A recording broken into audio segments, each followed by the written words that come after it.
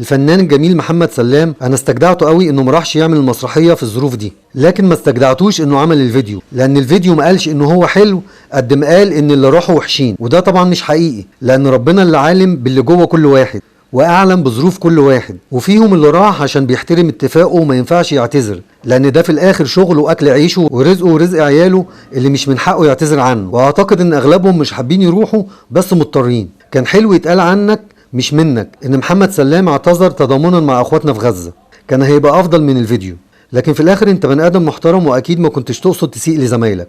الناس علقت لهم المشانق وحصل هجوم فظيع عليهم، وفي ناس بتبذل مجهود عشان تحطمهم وتخرب بيوتهم، وكل ده عشان راحوا شغلهم اللي متفقين عليه. ما هو مش ذنبهم ان شغلهم ترفيه. يا ترى لو انت شغلك دي جي او مصور ما كنتش هتروح شغلك؟ طب لو في فرح حد من قرايبك هتعتذر ومش هتروح مع انه كله رقص واغاني؟ ويا ترى لو شغلك في كافيه او بتبيع ايس كريم او اي حاجه فيها ترفيه هتعتذر عن شغلك ومش هتروح؟ طب يا ترى الممثلين اللي في مصر وقفوا تصوير افلامهم ومسلسلاتهم ومسرحياتهم؟ متهيألي كان الصح والمفروض ان مسؤولين موسم الرياض يأجلوه او حتى يلغوه، وكانوا رحموا الناس من كل الهجوم ده. في سنة 1967 يعني ايام النكسة وفي عز الحزن والاحباط اللي كنا فيه اتعملت الافلام دي.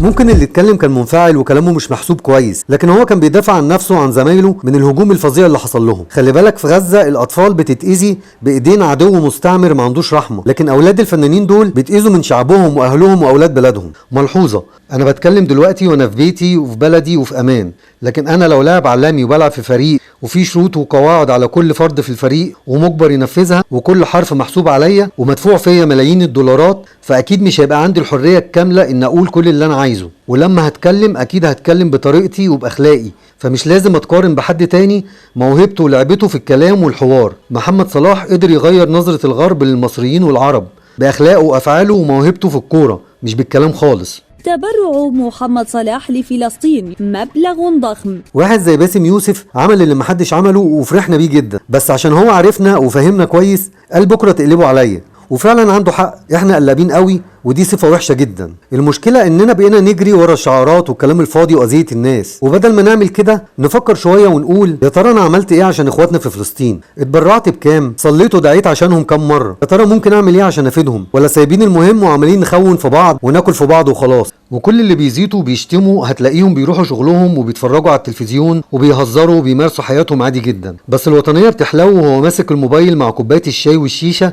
ويقول شعارات وكلام هو مش قده. ملحوظة تالتة ودي مهمة قوي، الناس اللي عايزين مصر تحارب، خلي بالك انت مش هتحارب اسرائيل لوحدها، ده امريكا وتحالف دولي مش عاركة في الشارع. هي الاقوى في سلاح البحرية الامريكية. تمتع جيرالد فورد بقدرة تدميرية كبيرة بفضل صواريخ فاحترم بلدك وجيشها وسيب اللي فاهم يشتغل.